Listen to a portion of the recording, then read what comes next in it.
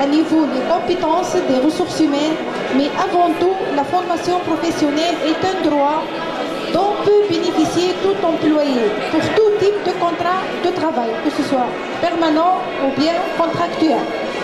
Ce qui explique que chaque entreprise paye tous les ans une taxe à la formation professionnelle qui s'appelle TFP pour la formation professionnelle et l'apprentissage.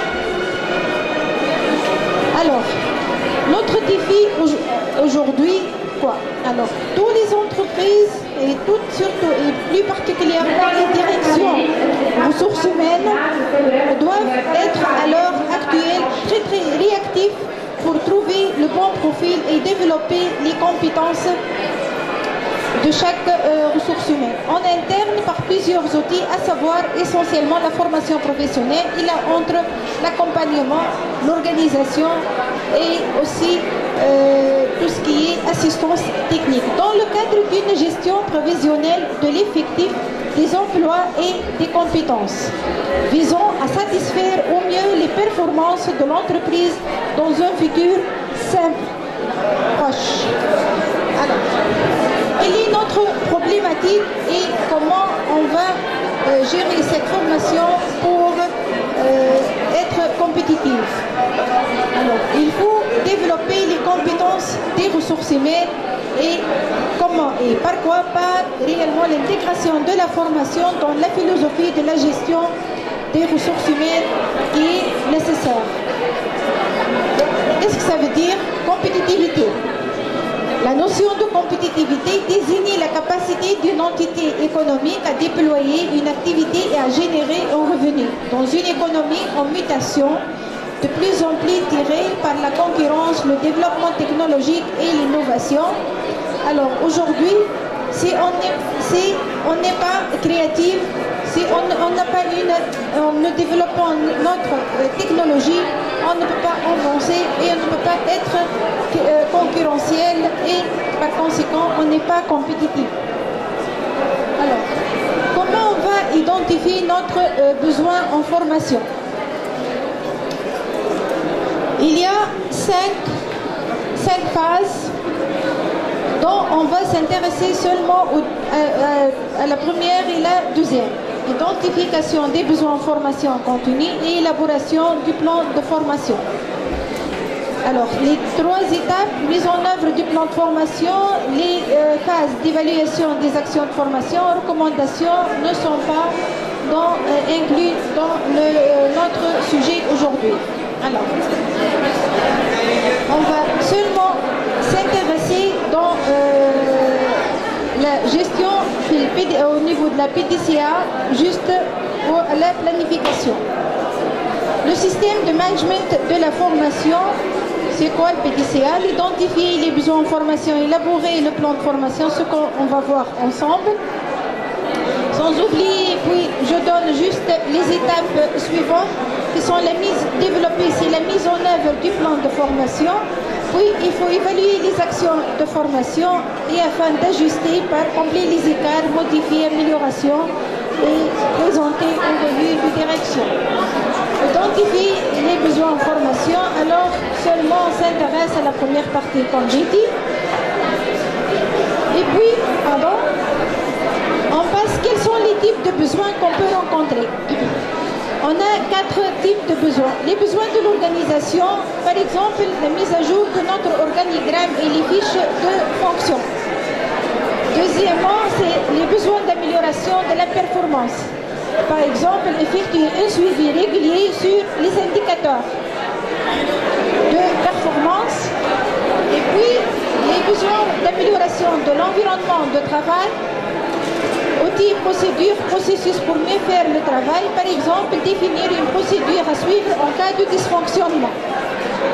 Et enfin, besoin de développement des compétences qui sont les savoirs, les savoir-faire et les savoir-être pour mieux faire le travail. Par exemple, c'est comme le cas connaître les étapes à suivre lors de la réalisation d'une mission, à savoir identifier un besoin de formation.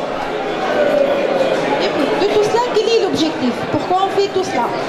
L'objectif est de relever les besoins en formation continue qui permettent de favoriser des projets stratégiques. Ces besoins peuvent concerner l'ensemble des ressources humaines de l'entreprise, cadre, agent de maîtrise, exécution, toutes les qualifications et tout type de contrat. Alors, pour toute stratégie de l'entreprise, on a en quelque sorte une stratégie des ressources humaines et une stratégie de la formation. Alors, on va passer par les 4 on a 5 axes. Le premier axe, c'est repérer les besoins en formation continue liés au projet stratégique de l'entreprise. Il s'agit de formuler les dirigeants de l'entreprise des projets de développement stratégique afin d'en dégager les besoins de formation continue, à savoir à titre prévisionnel, action planifiée ou bien non planifiée. Et je vais citer quelques exemples stratégiques qui sont des éléments déclencheurs d'un besoin de formation, à savoir une entreprise qui veut fidéliser ses clients. Ou bien pour développement commercial. Par exemple, on développe la part ou bien part de marché, garder notre part ou bien ajouter, développer de nouveaux produits ou services et dans un cadre, entre dans le cadre d'innovation. Aussi, pour développement de l'entreprise, acquisition d'une autre entreprise ou bien fusion de 2 entreprises peut déclencher aussi un plan de formation. Nouvelle culture d'entreprise et nouvelle orientation client. Positionnement les relations clients-fournisseurs internes, mettre en place une organisation, redéfinir, limiter les fonctions et par conséquent on va modifier et mettre à jour notre organigramme. Et en changeant les fonctions et l'organigramme, il faut aussi un écart et par conséquent il y a un besoin de formation. Aussi, une nouvelle organisation, création de nouveaux départements, restructuration, informatisation, la gestion de l'entreprise telle que GPAO, GMAO, ou bien le cas de certification aussi, suite à cet écart, il faut une formation. Moderniser les moyens de production, alors il faut former les gens pour pouvoir manipuler ces moyens. Accroître la productivité, il faut changer les méthodes et les moyens parfois. Aussi, améliorer les pratiques de la gestion, développer les compétences, développer la responsabilité et l'autonomie des salariés. Pour être autonome, il faut le former, il faut acquérir d'autres compétences, s'adapter à l'organisation de l'entreprise, entretien et évaluation des compétences annuelles. Recruter et intégrer de nouvelles compétences. Aussi là, à tout recrutement, il faut élaborer un plan de formation. Alors, le deuxième axe, c'est définir le profil de personnel de l'entreprise et la politique de gestion des ressources humaines. Dans cet axe, on trouve 2 points. Analyse quantitative des ressources humaines. Alors, il faut gérer nos pyramides telles que la pyramide d'âge. Analyse des politiques de gestion de développement des ressources humaines, à savoir, alors c'est la gestion des carrières. Il faut suivre alors, pour toute personne qui rentre dans une entreprise, il est pour une longue durée et ce n'est pas un passager. Troisième axe, c'est auditer le système de formation continue en entreprise. Le rapport d'audit interne ou externe peut être un événement déclencheur d'une formation, réalisation d'un plan de formation pour améliorer les dysfonctionnements détectés. Alors là, c'est l'audit du processus formation, approche qualitative, mesurer l'efficacité des objectifs. Est-ce qu'on a atteint les objectifs ou bien non? Qu'en est-il des activités antérieures de la formation, approche quantitative? Alors, il faut revoir là nos bases de données des années antérieures afin d'avoir est-ce qu'on a des actions non réalisées et si on a fait des actions, est-ce qu'on a abouti aux objectifs fixés, parce que la formation est un investissement et tout investissement, il y a un retour. Alors, il faut faire le suivi par le tableau de bord.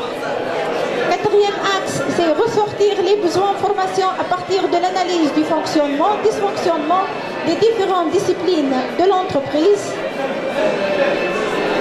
À savoir, pointer les projets de développement ou de changement des divers processus de l'entreprise, puisque l'entreprise, c'est un système, un processus dynamique, alors il y aura des changements des processus, et à chaque changement, il y a un besoin en formation.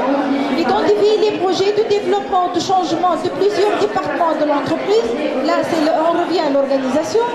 Repérer les dysfonctionnements dans les différents départements et services de l'entreprise. Détecter les besoins en formation à partir de l'analyse des emplois sensibles et clé. Et là, c'est la gestion des compétences. Cinquième axe et dernier, identifier les besoins en formation à partir des demandes exprimées par le personnel. Aussi, on a tout un système où on peut détecter les défaillances, mais aussi chaque personne a un besoin, ou bien le chef hiérarchique a un besoin, alors il faut les voir. Alors, identifier les besoins en formation par le pilote de le processus, identifier les besoins en formation par le chef hiérarchique, ou bien par le personnel, la personne concernée, ou bien aussi le responsable des ressources humaines, ou bien le DRH, aussi a les compétences pour identifier les besoins en formation. Deuxième partie, c'est l'élaboration du plan de formation continue. On a 3 axes. Recueillir les besoins en formation, définir les objectifs des actions de formation, puisque c'est un investissement, il faut le mesurer, établir le plan de formation selon les priorités de l'entreprise. Définir les objectifs pédagogiques, c'est le savoir à acquérir. Définir les objectifs comportementaux, ce sont les savoir-faire. Et définir les objectifs de résultats qui doivent être nécessairement mesurables. Voilà un modèle de plan de formation où on peut enregistrer les formations nécessaires pour toute formation, quelle est la population concernée, la période de coût prévisionnel, et on va faire le suivi, s'il est réalisé ou bien non réalisé, s'il est en cours ou bien il est annulé, mais il faut justifier les arguments, donner tous les arguments. Et merci pour votre attention.